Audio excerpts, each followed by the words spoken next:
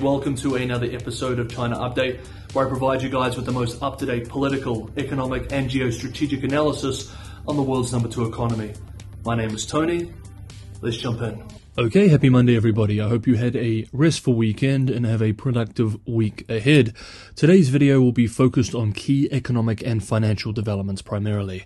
Over the weekend, the State Council, China's cabinet, vowed to accelerate the country's recovery in consumption. Of course, every man and his dog has been stressing China's need to transition to a demand-driven economy for years now. And Beijing has for years now also vowed, so far to no success, to do so. During the State Council meeting, Premier Li Keqiang expressed, according to state media, that, quote, the greatest potential of the Chinese economy lies in the consumption by the 1.4 billion people. Boosting consumption is a key step to expand domestic demand. We need to restore the structural role of consumption in the economy. End quote. After years of zero COVID and the housing crisis, the Chinese economy is in very poor shape. Investment, especially in housing, has seen productivity gains plummet this last decade, and with a slowing and hostile developed world, exports cannot be relied upon to pick up the slack. Consumption must drive the Chinese economy if the Chinese economy is to continue growing. However, as we have explored in previous videos, this is far easier said than done, and this is not because Chinese are saving more. It's because Chinese households receive a much lower share of total national output than households in other, especially developed nations do. When we see that a large share of national income goes to central and local government, we can appreciate that the reforms needed to increase Chinese consumption don't just require economic reform, but tough political reforms too. As such, some are already asking the question, is this recovery plan doomed to fail? Several outspoken economists, most notably Professor Michael Pettis, who we have often quoted on this show, have discussed this policy challenge in depth. Indeed, Professor Pettis just today commented on the State Council announcement from over the weekend. Quote, after 15 years of the same promise to increase consumption, is this time different? In fact, the arithmetic of boosting the structural role of consumption in the economy is pretty straightforward. The only sustainable way to do it requires an increase in the share households directly and indirectly retain of China's GDP. But no one seems willing yet to accept that this requires that the government share fall, nor that it implies a reversal of a 3-decade process in which household transfers effectively subsidized manufacturing and investment. On the contrary, Beijing is also pledging to support manufacturing, investment and exports with even more supply-side boosts. But these supply-side boosts have already been paid for by hidden transfers from households. You can't have it both ways. You cannot subsidize both the supply side and the demand side of the economy. Beijing wants to boost the role of consumption without absorbing any of the costs of such a major structural adjustment. But that isn't likely to be an option. End quote.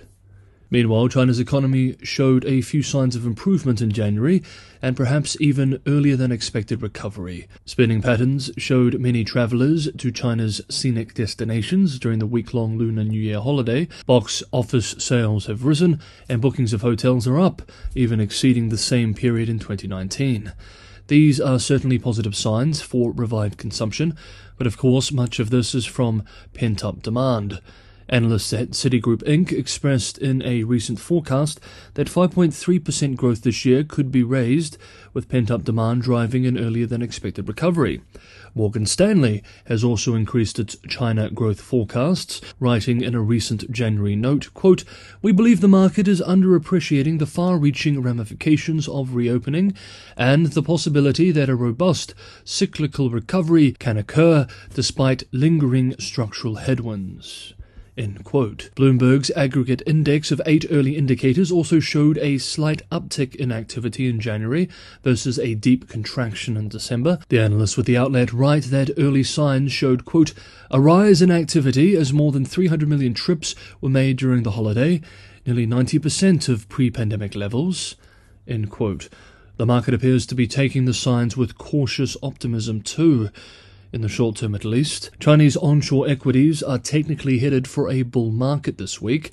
A bull market is defined as a market period where stocks have increased at least 20% from its recent lows, and the China Securities Index 300, which tracks the largest mainland listed stocks, has gained about 20% from its recent low, seen at the end of October last year. The CSI 300 index jumped as much as 2.1% in early Monday trading. Shares in Hong Kong traded lower on Monday, however, having climbed last week after the holidays. Meanwhile, Bloomberg's Hong Kong team writes that Chinese firms are, quote, beating their US and European peers early in the year on equity financing, aided by optimism about the nation's reopening, while the developed world grapples with rising interest rates and recession fears, end quote. Bloomberg compiled data show that PRC companies and their shareholders have raised $8.1 billion via follow-on share sales and IPOs from Shanghai to New York since the beginning of 2023, versus only $4 billion